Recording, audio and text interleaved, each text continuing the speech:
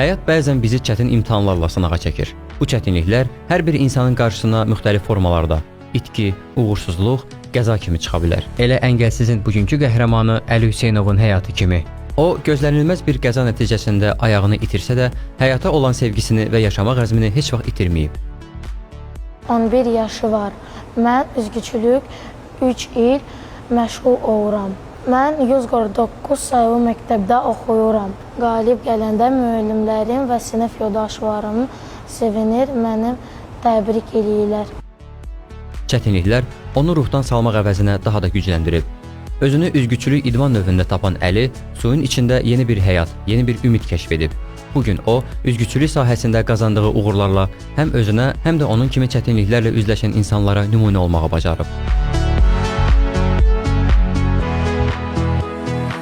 Mən üzgüçülük idman növünü çox sevirəm. Milli Aviasiya Akademiyasında üzgüçülüklə bəşəkər məşğul oluram. Mən paralimpiyçiyəm.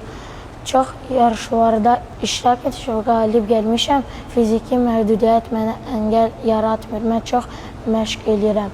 Gələcəkdə ölkəmizi paralimpiyalarda təmsil etmək istəyirəm. Bu illər ərzində öz üzərində çalışan Əli qısa müddətdə üzgüçülük idman növündə ciddi nailiyyətlər əldə etməyə başladı. Müxtəlif yarışlarda iştirak edərək uğurlar qazandı, medallar və diplomlarla təltif olundu. Təbii ki, onun bütün bu uğurlarının arxasında ailəsi ilə yanaşı şəxsi məşqçisi Səxavət Yaqubovun da zəhməti az olmayıb. İlk vaxtlar Əli ilə fərdi məşqlərlə başlamışdıq. Daha sonra fiziki göstəricilərini artıraraq qrup məşqlərinə qoşuldu və yavaş-yavaş beləcə yarışlarda iştirak etməyə başladı. Bu müddətlər ərzində Əlinin bəzi nailiyyətləri var. Əli 3 qat Respublika Paralimpiya İdman oyunlarının qalibidir. Bir dəfə para üzgüçülük üzrə Sumqayıt Açıq Şəhər birinciliyinin qalibi olub. Bir dəfə Su İdman Sarayında Türk dövlətləri arasında keçirilən beynəlxalq turnirin qalibi olub və dəfələrlə fiziki məhdudiyyəti olmayan uşaqlarla yarışlarda iştirak edərək yaxşı nəticələr əldə edib.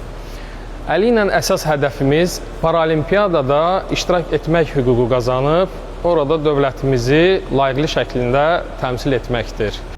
Əlinin həyat hekayəsi bir daha sübut edir ki, insan qarşısına məqsəd qoyduqda heç bir maneə onun yolunu kəsə bilməz. Çünki əsl güc insanın beynində deyil, onun qəlbində və ruhundadır.